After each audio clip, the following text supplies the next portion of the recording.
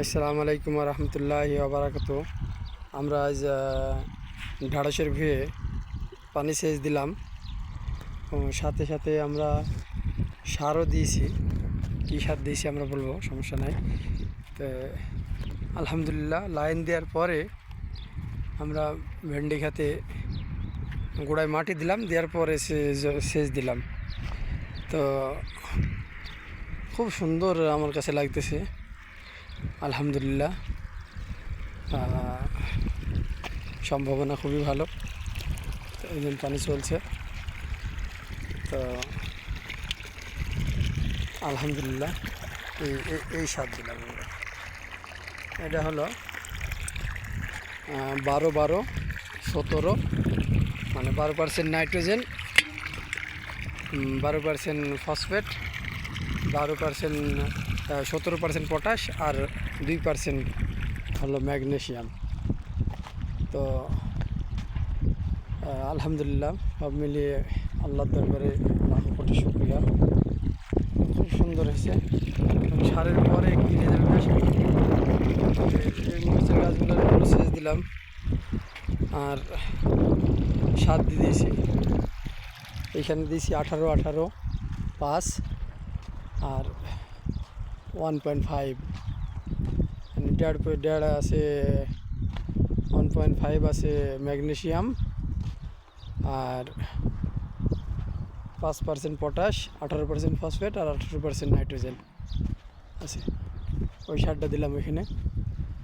তো প্রথম অবস্থায় মরিচ গাছের দরকার আমার, সেই জন্য নাইট্রোজেনের একটু মাত্রাটা বেশি করে দিয়েছি। আলহামদুলিল্লাহ, আমরা এখানে আরেকটা বেগুন ক্ষেত দিব।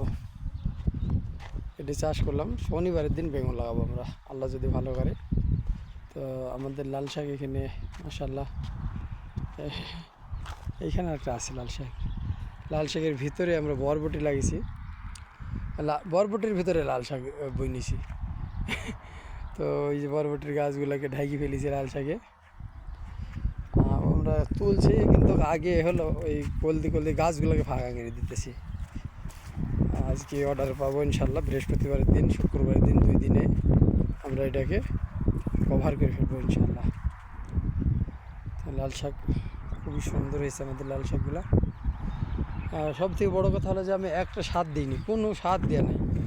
এইখানে এখন থেকে 6 মাস আগে যে গোবরের সার দেওয়া ছিল, সেই সারের পরেই শাকগুলো বড় হচ্ছে। 100% অর্গানিক শাক এগুলো, লাল শাকগুলো।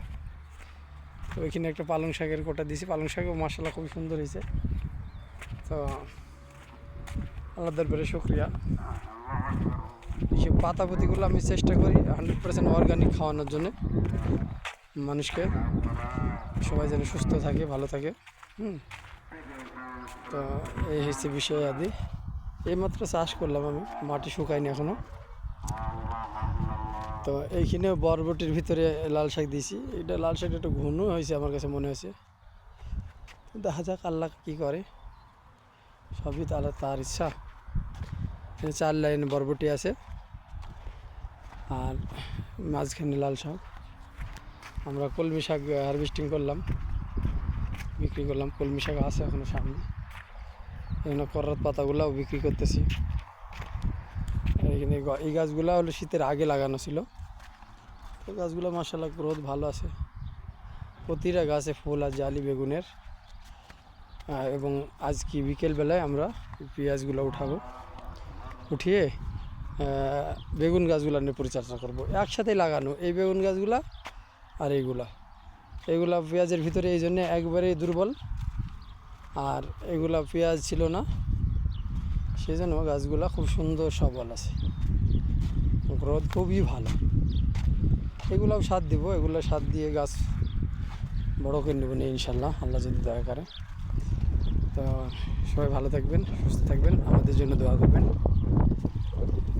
আল্লাহ হাফেজ।